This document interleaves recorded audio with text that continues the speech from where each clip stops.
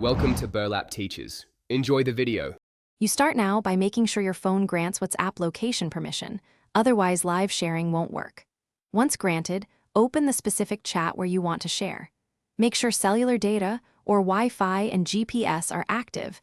No network means no live updates. Tap the attach icon next to the text field to begin the live location workflow.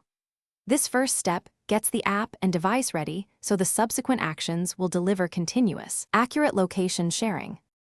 Once you tap Location in the Attach menu, choose Share Live Location.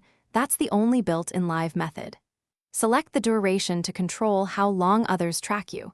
Pick 15 minutes, 1 hour, or 8 hours depending on need.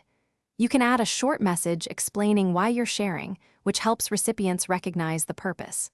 After choosing duration and any note, tap Send. WhatsApp begins broadcasting real-time updates to that chat until the timer ends or you stop it manually.